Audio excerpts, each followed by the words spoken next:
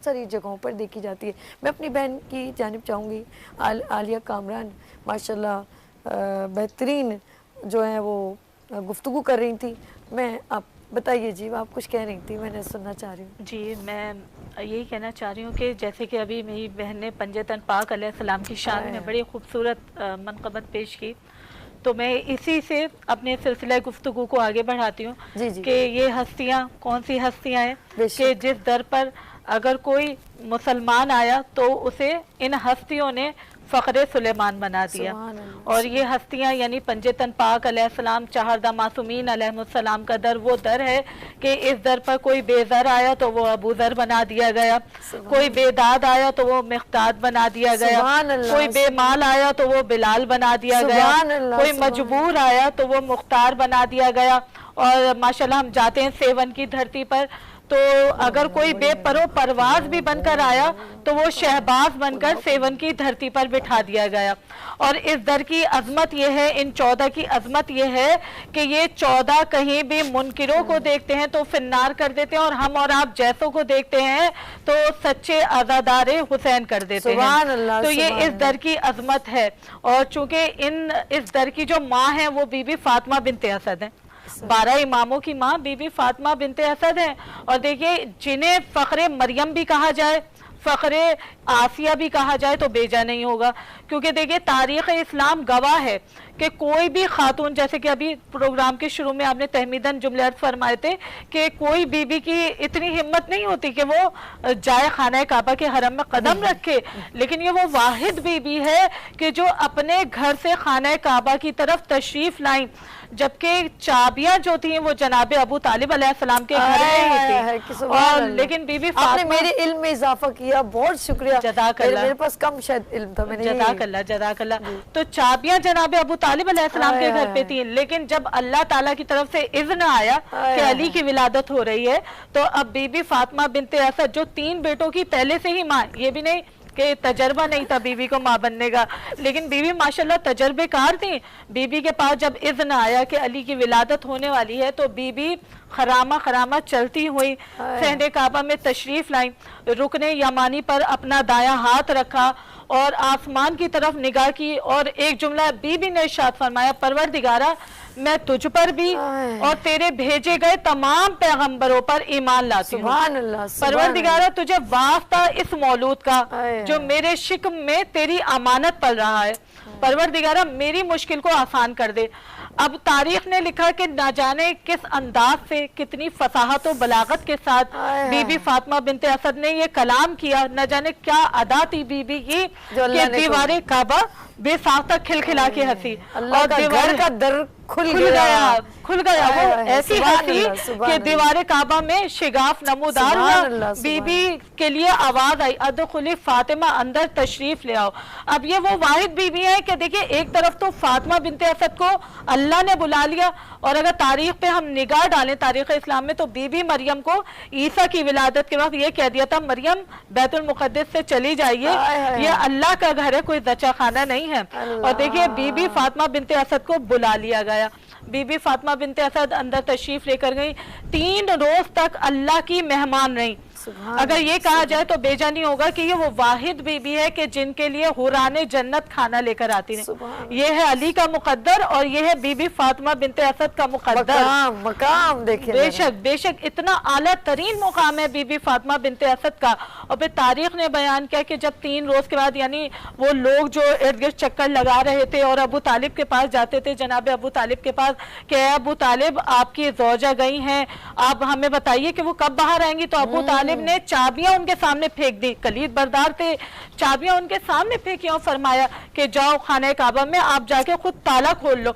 और हमने देखा तारीख पे अगर हमने निगाह डाली तो हमें ये जुमले सुनहरी हरूफों से मिलेंगे कि तमाम लोगों ने कोशिश की, लेकिन वो ताला नहीं खुल सका। क्यों नहीं खुल सका?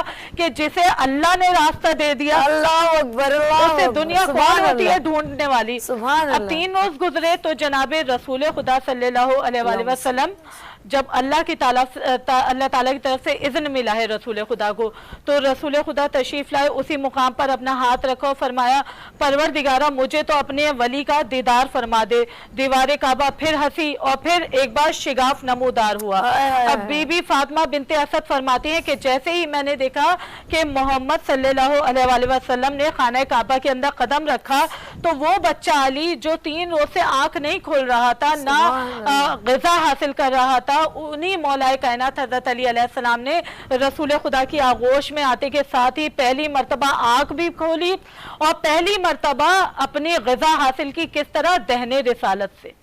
और जैसे ही दहने रिसालत से मौलाए कायनात ने तमाम इल्म, तमाम हिल्म, तमाम इफ़्फ़त, तमाम इल्म अली इब्न अबी तालिब अलैहिस्सलाम ने जब ले लिया, बाकी जो बचा वो अली के बेटों ने ले लिया। वो बाकी अली के बेटों ने ले लिया। खूनी रिश्ता, जी बिल्कुल, एक तो खूनी रिश्ता, चची का बेटा, चचा का बेटा, जी बिल्कुल, जी जी, ये खूनी रिश्ता बड़ा मकाम, एक ब्लड खून का रिश्ता। यानी कि आपने जैसे कहा ना कि इधर से भी उनका रिश्ता लग रहा है और उधर से भी रिश्ता लग रहा है, और ददियाल दोनों तरफ से। और फिर नबी सल्लल्लाहु अलैहि वसल्लम की उनको ज़ियारत नसीब हुई और लाबिद। सुभान अल्लाह, सुभान अल्लाह, क्या बात है, क्या मकाम है। क्यों ना हो जी, क्यों ना हो, क्यों ना हो वो बीबी के जैसे ही उन्होंने जब रसूल खुदा को देखा तो मुस्कुराई बीबी, गोया ये कह रही हो कि ए मोहम्मद आपका आलम नूर से बिछड़ा हुआ साथी आ गया, आप 30 बरस पहले आ गए, ये 30 बरस के बाद आ गया। और फिर रसूल खुदा मौलाए कायनात हज़रत अली अलैहिस्सलाम को लेकर बाहर तशरीफ़ लाए हैं। और फिर तारीख ने लिखा मौलाए कायनात और जनाब रसूल खुदा इस तरह साथ साथ रहे कि खुद मौलाए कायनात ने नहजुल बलागा में इरशाद फरमाया कि मैंने इल्म जनाब रसूल खुदा से बिल्कुल इस तरह हासिल किया जैसे कोई ऊँट का बच्चा, ऊँटनी का बच्चा अपनी माँ से दाना लेता है, ग़िज़ा हासिल करता है, बिल्कुल इसी तरह जी बिल्कुल दूध पीता है, बिल्कुल इसी तरह जैसे कोई परिंदा दाना चुगाता है ना, बिल्कुल इसी तरह मैंने रसूल खुदा से इल्म हासिल किया। गोया आगे आगे समझ ले उन्होंने उस जमाने की घुट्टी दे दी उनको। हम अभी जमाने शहद चटाते हैं ना, उन्होंने अपने उनका शहद से भी ज्यादा उनका जो है लाभ जो है वो इतना मीठा होगा, तो इससे बढ़ के क्या कि उनको इससे इल्म ट्रांसफर हो गया, जिसे बोलते हैं, मुंतकिल हो गया। बिल्कुल क्या बात है, क्या मकाम है हमारे नबी का। और जब नबी सल्लल्लाहु अलैहि वसल्लम का जिक्र हो और मौला अली का जिक्र ना हो, ऐसे कैसे हो सकता है। और वो मकाम फिर देखे ना, आज तक हम लोग जब भी याद करते हैं तो हमारा दिल नहीं भरता। बिल्कुल बिल्कुल, क्योंकि ये जिक्र ऐसा जिक्र है कि जो हमारी रूहानी ग़िज़ा है।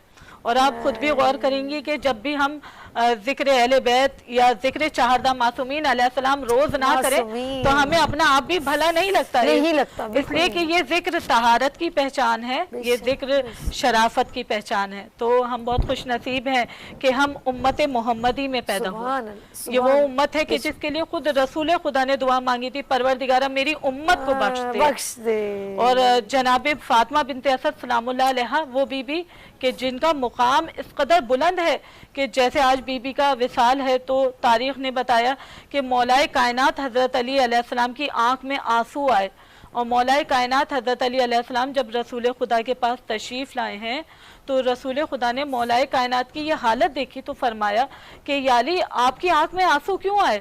तो मौलाए कायनात ने इरशाद फरमाया कि या हबीब खुदा मेरी वालदा का इंतकाल हो गया। तो रसूल खुदा ने फरमाया अली ये मत कहें आपकी वालदा का, मेरी वालदा का इंतकाल हो गया। जी हम लोग ये खूबसूरत गुफ्तगू जारी सारी रखेंगे, यहाँ छोटी सी ब्रेक लेंगे, मिलते हैं ब्रेक के बाद इबादत रमज़ान स्पेशल ट्रांसमिशन के साथ।